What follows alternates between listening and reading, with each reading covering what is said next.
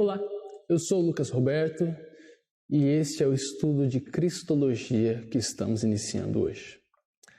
Nessa aula nós vamos ver um pouco sobre os ofícios de Cristo e uma introdução básica a esta matéria. Quem é Jesus para você? Na verdade, todos os cristãos, eles têm alguma opinião a respeito de quem Jesus é. Pode ser uma opinião superficial, uma opinião mais elaborada, pode ser a bíblica ou não. Inclusive incrédulos, muitos incrédulos têm uma opinião boa sobre Cristo, mas não chega àquilo que a Bíblia diz. O pensador C.S. Lewis, ele disse fez o seguinte pensamento, que Jesus, ele não nos dá, a Bíblia, não nos dá a opção de crermos que Jesus era apenas um ser iluminado, um bom pensador, um bom filósofo, mas que estamos entre três alternativas. Primeira, ou Jesus é um louco que acreditava ser o Filho de Deus, um louco assim como um que está no manicômio e acredita ser Napoleão Bonaparte. O segundo é que ou Jesus teria sido um demônio, porque ele sabia que não era o Filho de Deus e enganou os seus discípulos para que eles acreditassem que ele fosse Filho de Deus. E por último, ou que ele é o Filho de Deus, na verdade, e que nós devemos nos prostrar em adoração a Ele. A questão é que o mundo hoje não escolhe nenhum dos três. Eles criam uma ideia de que Jesus é um homem muito legal, muito interessante, mas que não é o Filho de Deus. Portanto, nesta matéria nós estaremos vendo quão profunda é o quadro que a Bíblia pinta a respeito de Cristo. Nesta matéria nós falaremos um pouco sobre a obra e a pessoa de Cristo, e é significativo porque somos chamados de cristãos e a nossa fé é denominada de cristianismo porque o que está no centro de nossa fé é Cristo. Nós somos cristãos porque somos imitadores de Cristo. Então, a princípio, nada melhor do que definirmos o termo Cristo, que nós chamamos de Jesus. Muitos pensam que o nome Cristo seja o sobrenome de Jesus, por ele ter sido tão intimamente associado ao nome de Jesus. Mas o nome de Jesus era Jesus de Nazaré, ou Jesus Bar José, Jesus filho de José. A palavra Cristo, ela é uma tradução grega do termo Messias, que é um termo hebraico usado no Antigo Testamento, que significa ungido, alguém que é ungido com óleo. Então, nós vemos esse conceito sendo formado de ungido no Antigo Testamento. No Antigo Testamento havia pelo menos 3 ofícios que eram chamados de ungidos, que é o profeta, sacerdote e rei.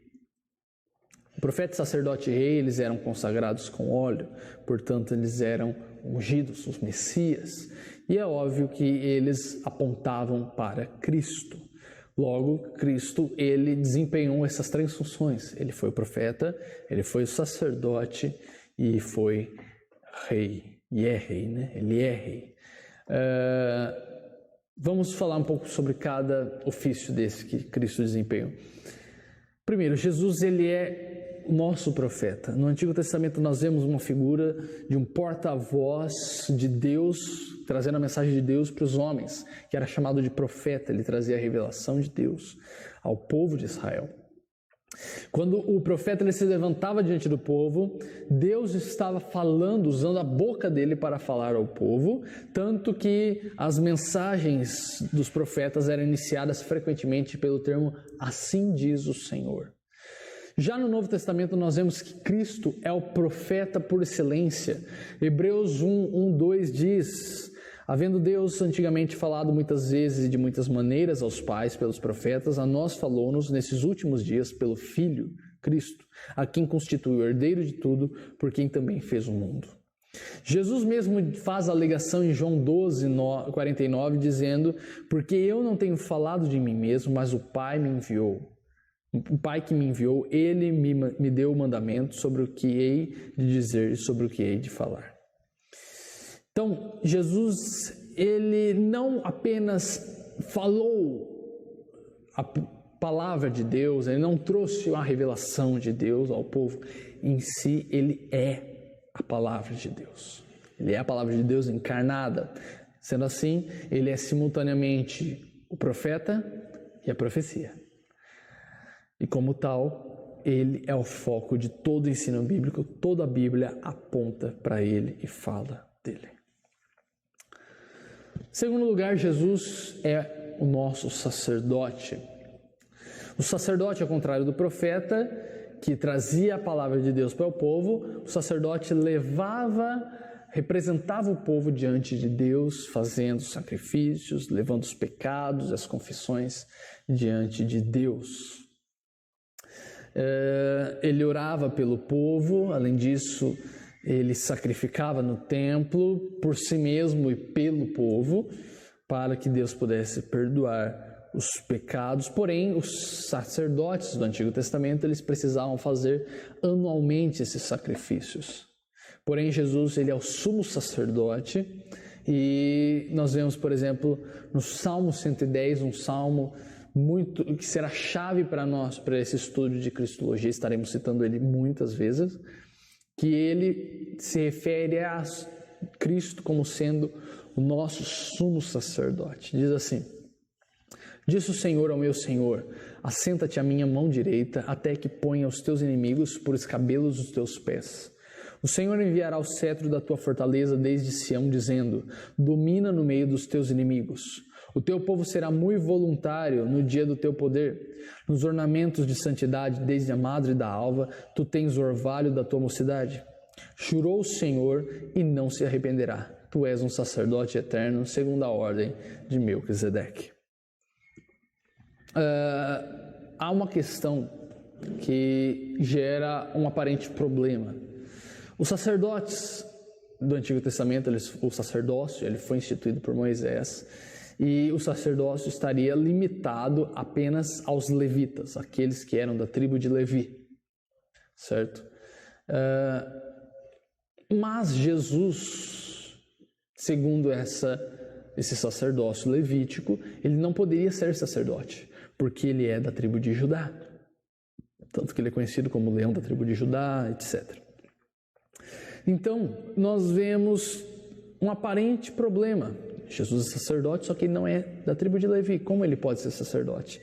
Então, o autor de Hebreus, ele faz essa ligação desse salmo como sendo uma profecia a respeito de Cristo, falando que Cristo não é segundo a ordem levítica, mas sim segundo a ordem de Melquisedeque. Melquisedeque, ele é um personagem enigmático do Antigo Testamento, em que é citado apenas 2 vezes, em Gênesis 14, 8 a 20 e Salmo 110, 4, que nós lemos.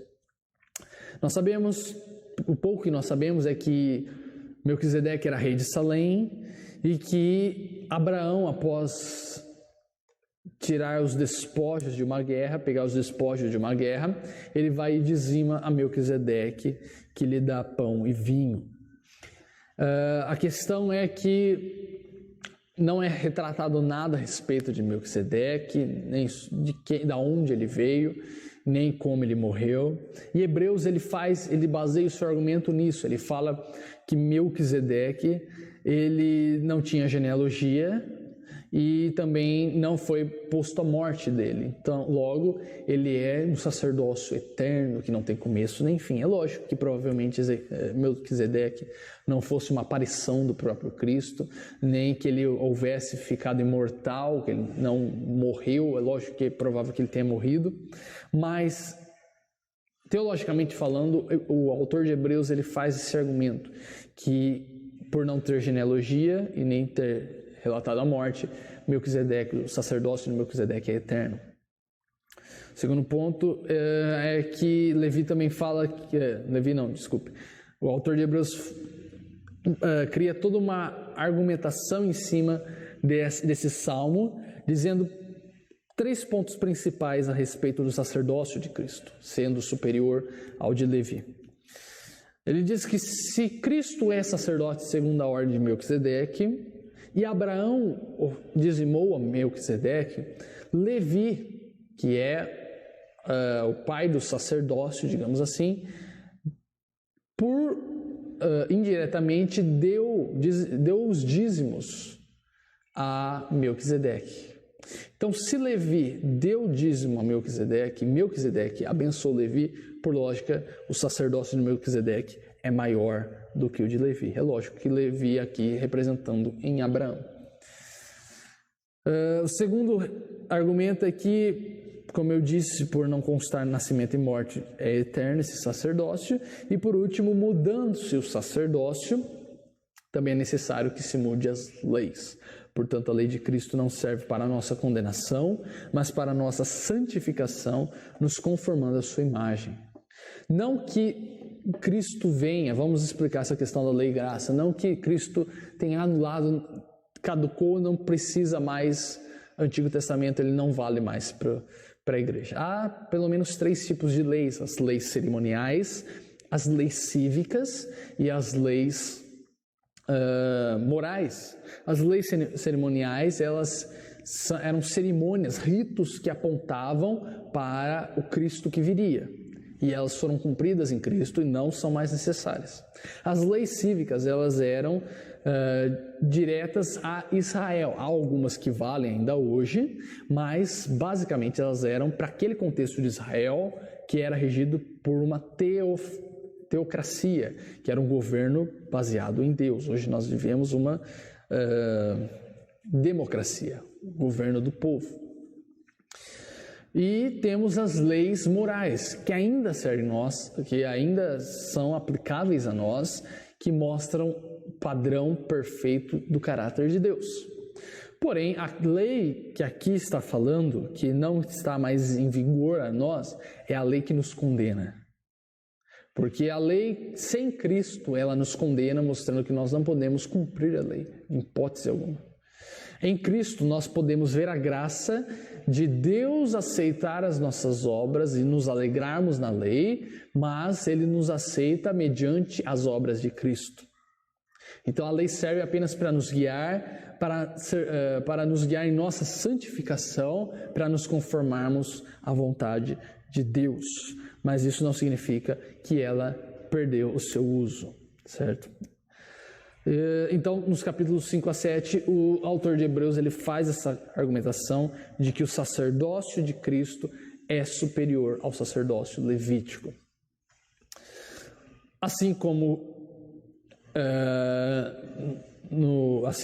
Cristo é profeta e a profecia, aqui também Cristo é o sacerdote e o sacrifício simultaneamente, porque ele se entregou de uma vez por todas, ok? E ele não necessitou sacrificar por si pelos seus pecados, porque ele não tinha pecado assim como os outros, ao contrário dos outros sacerdotes que precisavam sacrificar por si e pelo povo.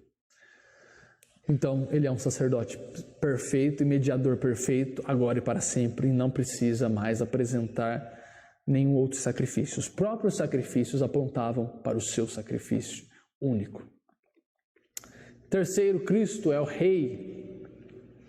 O ofício de Cristo também é indicado no Salmo 110, que nós lemos no verso 1, que diz: Disse o Senhor ao meu Senhor, assenta-te à minha mão direita, até que ponha os teus inimigos por escabelos dos teus pés. Isto é uma referência clara ao ofício de rei do Messias. Aqui nós vemos que é dito o nome de Deus e é dito um termo que era usado para referir a Deus. No original nós vemos: disse Yahvé, que é o nome próprio de Deus, que significa eu sou o que sou, a Adonai, ao Senhor. Então é Deus falando a Deus: assenta-te à minha direita. Então nós vemos já uma comunicação entre a Trindade. Seguindo essa referência ao rei de Israel, nós vemos que o rei de Israel, ao contrário de Cristo, ele não era autônomo, ele não tinha autoridade em si mesmo, era uma autoridade delegada por Deus, e ele tinha a autoridade e ele tinha a obrigação de tornar a lei de Deus vigente em Israel.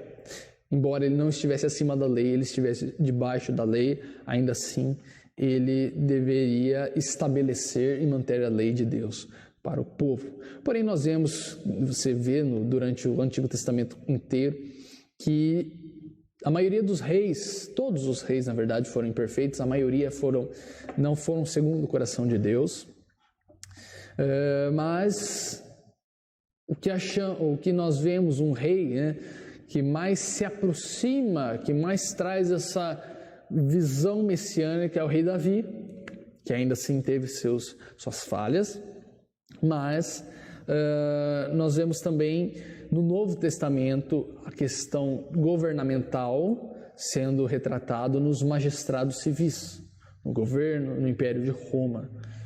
É lógico que não tendo muito paralelo com o governo messiânico, mas entendemos que há essa delegação de autoridade da parte de Deus para os políticos.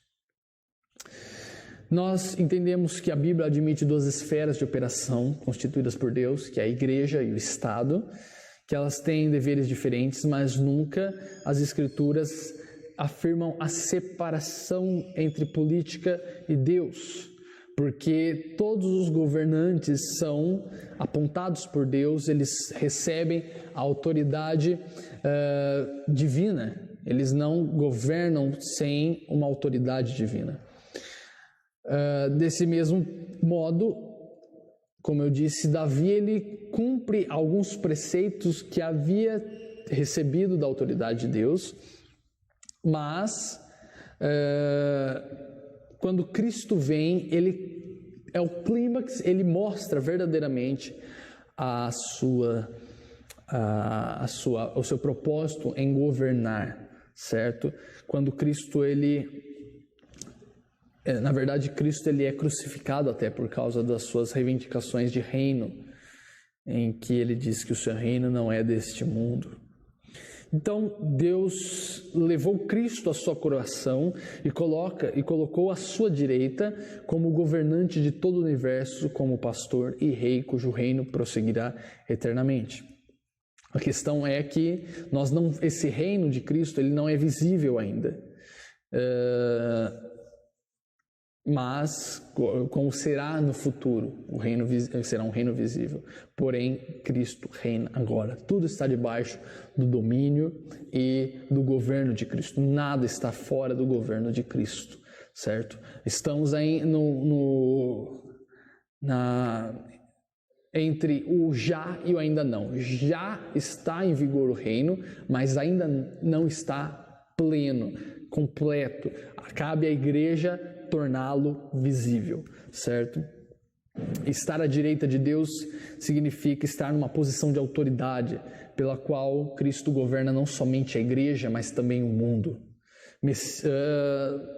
Jesus ele não é apenas o nosso profeta e sacerdote, mas também ele é o nosso rei, que nos governa e nos indica o caminho da lei de Deus. Por último, um outro ofício que não é ligado muito aos antigos ofícios de ungido, mas que retratou muito, que foi basicamente o que mais caracterizou o ministério de Jesus na terra, é o ofício de mestre. Se nós olharmos para esse ofício, por lógica, o Messias deveria ser mestre, ele deveria ensinar os preceitos bíblicos que Deus mandaria por meio dele. Então, embora nós não temos explicitamente dizendo, temos alguns pontos, por exemplo, falando sobre a sabedoria de Deus, falando, por exemplo, em Isaías que ele seria maravilhoso conselheiro. Então, por lógica, nós temos que Cristo ele desenvolveu esse papel de professor em ensinar a lei de Deus. O tipo de ensino característico dos mestres daquele tempo incluía a leitura, o estudo, a exposição, o questionamento, mas também, em igual proporção, a imitação de ações e atitudes. Esse ensino ocorria na caminhada durante o desenrolar da vida. Aos poucos o mestre ia transferindo, através das suas ações, ele ensinava os seus discípulos e aos poucos ele passava autonomia para que os discípulos exercessem funções e praticassem aquilo que estavam aprendendo com o seu mestre, até chegar a um ponto em que eles fossem mestres e tivessem os seus próprios discípulos e transmitissem o conhecimento que foram aprendidos, absorvidos. Além de priorizar o ensino com os seus discípulos, Cristo também prioriza o ensino à multidão. Nós vemos ele falando muito com a multidão, principalmente, por exemplo, no Sermão do Monte. Em seu ensino, Jesus ele queria conduzir as pessoas a uma nova forma de ver a vida, a um novo modo de vida, um modo segundo os padrões de Deus. Ele ensinava nas sinagogas, nas ruas, em espaços amplos e abertos, afastados das cidades.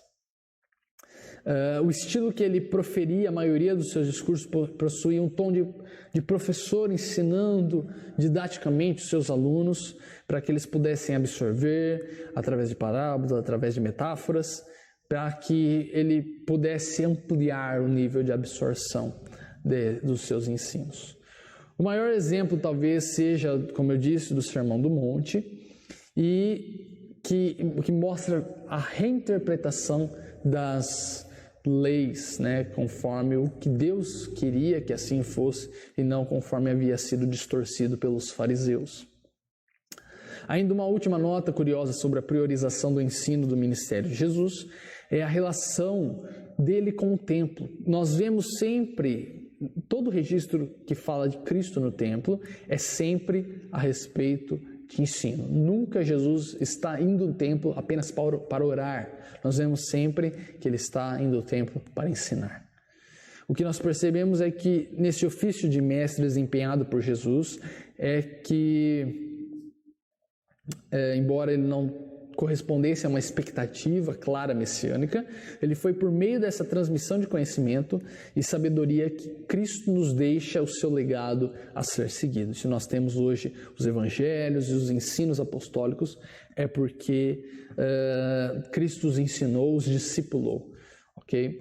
Então, através dessa primeira olhada que nós vimos a respeito do significado do nome de Cristo e dos ofícios que Jesus exerceu, nós estaremos então agora prontos para entender mesmo como que a figura messiânica foi sendo criada no Antigo Testamento até chegar no seu clímax no Novo Testamento, certo? Mas isso é assunto para a próxima aula, que eu espero vocês. Até lá.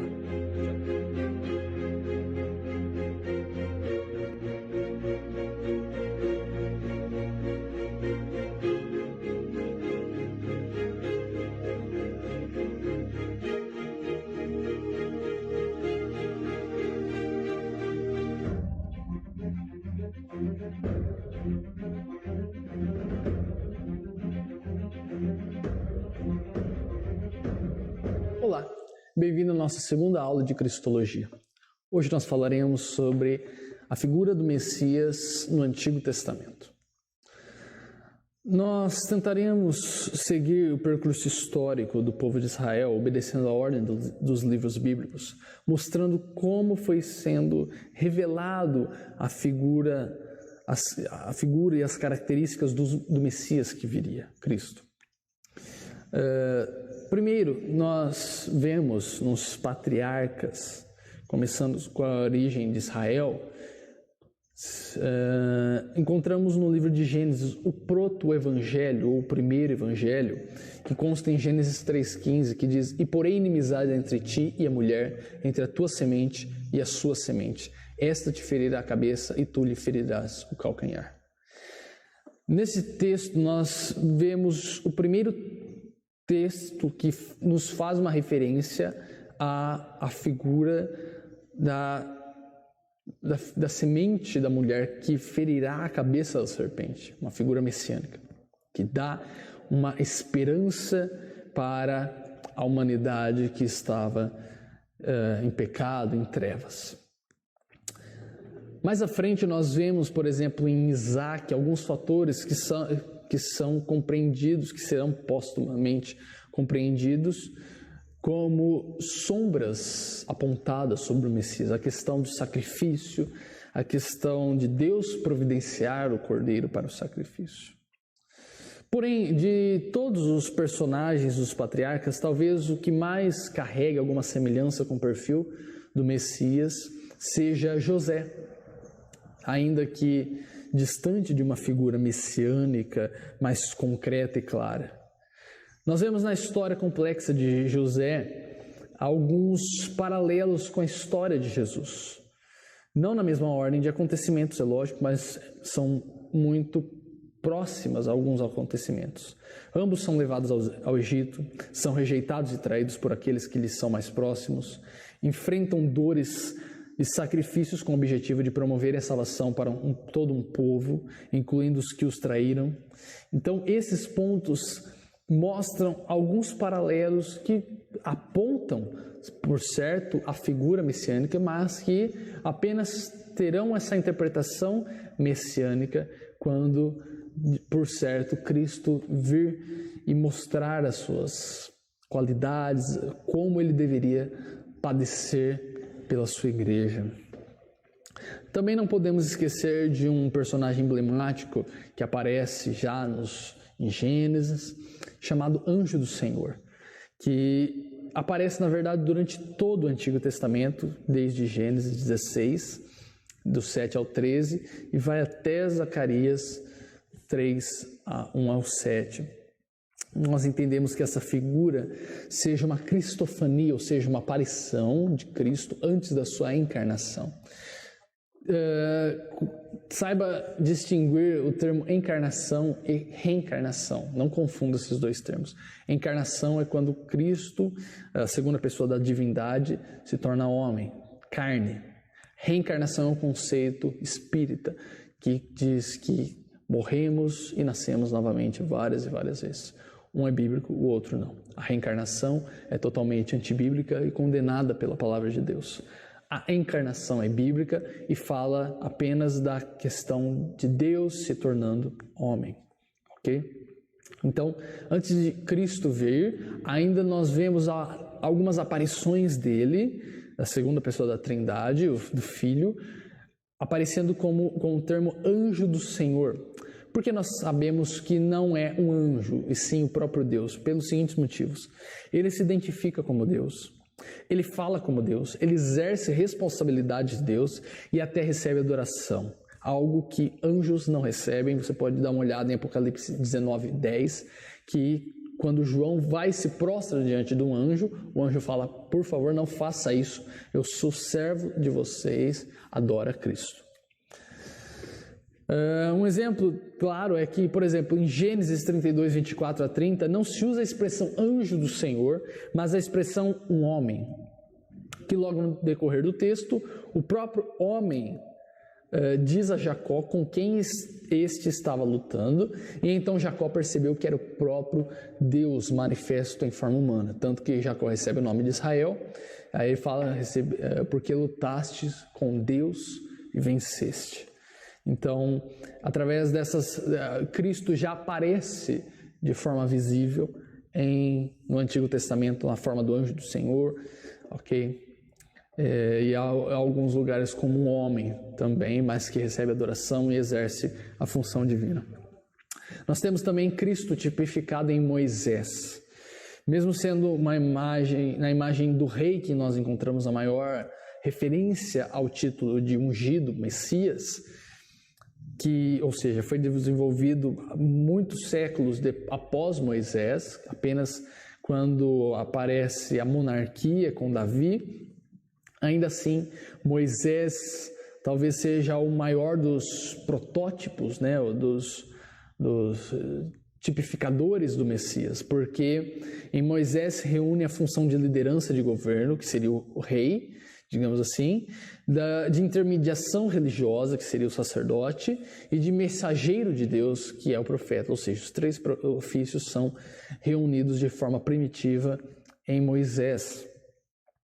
Na maneira como foi revelada a vida e o ministério de Jesus, muitos paralelos acabam sendo estabelecidos entre Cristo e Moisés. Por exemplo, a perseguição na infância pelo soberano da nação com ameaça de morte, refúgio no Egito, experiência no deserto com efeito determinante para o resto de suas vidas e ministérios, realização de sinais e maravilhas, íntima relação com Deus, revelou-se através de ambos o nome de Deus, ou seja, ambos tiveram a função de profeta, e o máximo, o clímax, é a libertação que Moisés teve do povo do Egito, da escravidão do Egito, fazendo referência à libertação que Cristo traria do seu povo da escravidão do pecado. Outro paralelo que nós podemos ver também entre Moisés e Jesus é a intermediação da lei de Deus. Moisés é o grande líder histórico que estabelece os princípios legais para a vida cotidiana do povo, e é ele quem pessoalmente intermedia a aliança de Deus e a entrega da lei ao povo. Por outro lado, Jesus é aquele que cumpre essa lei na sua plenitude e também a interpreta ou reinterpreta e expande de forma clara, estabelecendo novos princípios que devem ser seguidos com o mesmo rigor. Jesus ele substitui a força da lei pela oferta da graça, sem contudo deixar de estabelecer os princípios do reino que devem prevalecer na vida do cristão, não pela obrigação e temor da lei, mas pela obediência amorosa ao seu mestre e salvador. A aparição de Moisés também no Monte da Transfiguração atesta a ligação que há entre ele e Jesus, dando a entender que Cristo é o cumprimento das sombras que foram reveladas a Israel por intermédio de Moisés. Assim, mesmo sem a referência explícita de Moisés como ungido, ele estabelece um referencial teológico e popular para a figura messiânica que estava sendo construída e revelada progressivamente. Também nós vemos uma referência muito clara na figura de Davi. Certamente, o Davi ele carrega a maior referência ao Messias. Em primeiro lugar, porque a prática da unção parece ter se iniciado com a coroação do rei, intermediada por algum representante divino, algum sacerdote ou profeta. Depois, porque é na condição de rei que se estabelece as funções de domínio político que irão criar a maior esperança para o povo de Israel, principalmente considerando-se o fato da perda frequente da autonomia nacional.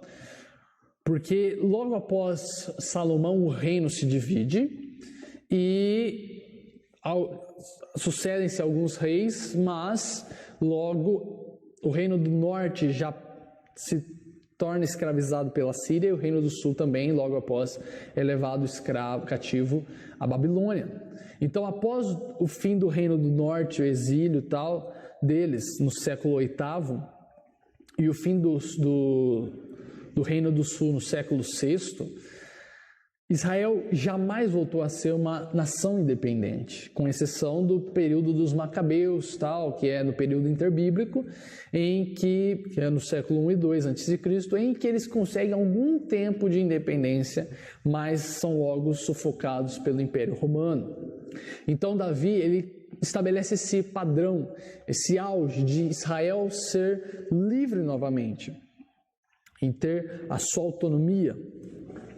E é interessante também que nós vemos que Deus faz uma promessa a Davi, em 2 Samuel 7,16, da seguinte forma: porém, a tua casa e o teu reino serão firmados para sempre e diante de ti.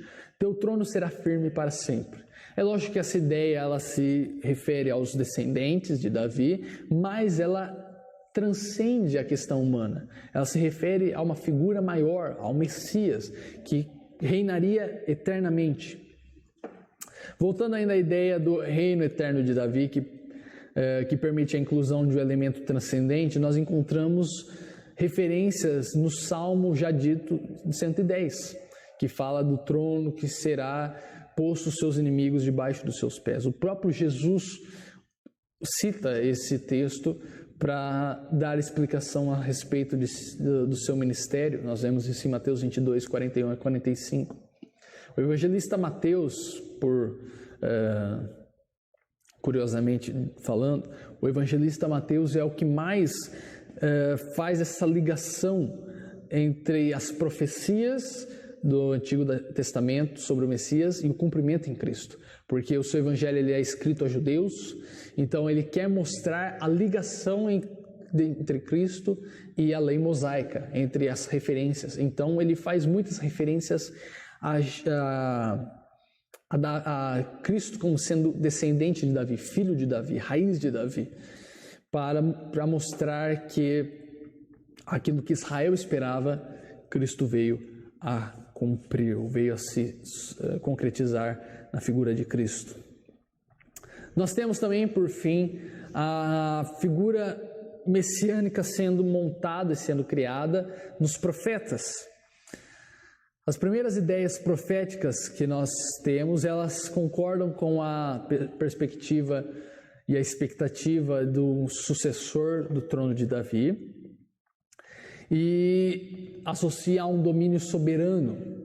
Nós vemos, por exemplo, no texto de Isaías 9, falando diversas características que esse Messias teria, e todas essas profecias sendo feitas dentro daquele contexto de Isaías, de batalhas políticas por territórios.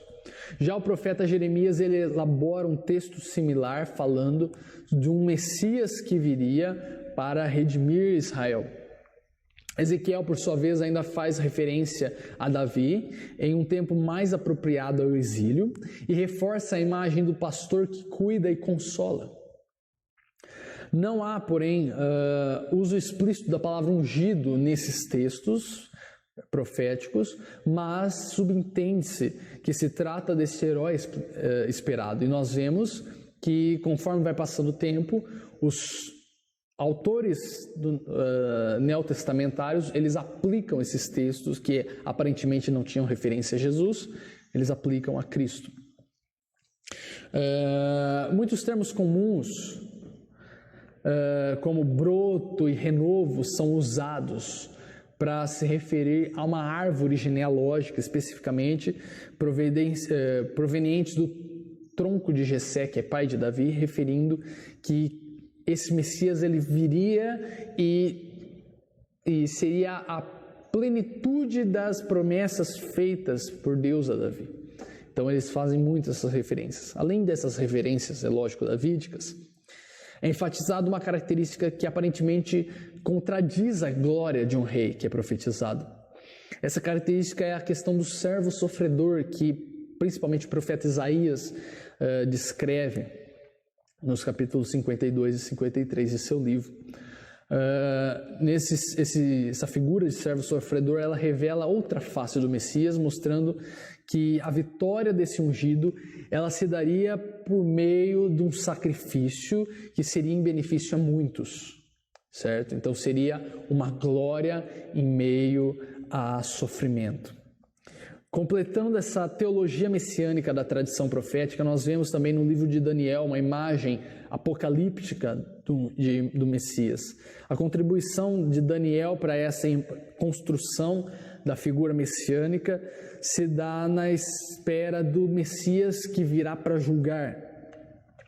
Ele que traz o conceito do Filho do Homem, que é descrito em Daniel 7, 13 e 14, que Cristo faz muita referência a esse título, trazendo para si. E nós falaremos isso na aula sexta, certo? Então Daniel ele traz essa perspectiva mais escatológica a respeito dos últimos tempos, do juízo, que o Messias viria. E ele mostra a figura de um Messias vitorioso que governa sobre todas as coisas. Nós vemos que o Antigo Testamento ele pinta um quadro do Messias que viria, onde havia algumas características que aparentemente se contradizem, como rei e servo sofredor. Então, os judeus eles não conseguem assimilar bem essa figura e acabam exaltando muito uma característica e esquecendo outras. Por isso que quando Cristo vem, ele é rejeitado pela maioria dos judeus. Tanto que João fala que ele veio para os seus, mas os seus não o receberam ou não o reconheceram, porque havia esse paradoxo, essa suposta aparente contradição entre um ser que viria para reinar, mas um ser que viria para morrer em favor de muitos. E nós vamos ver na próxima aula que em Cristo há esse cumprimento e o nivelamento, e a partir dele nós podemos compreender como que o Messias exerceria ambos os ofícios de servo e de rei. Então, fique conosco e até a próxima aula. Deus abençoe. Você está ouvindo Web Rádio Servindo com Amor. 24 horas com você.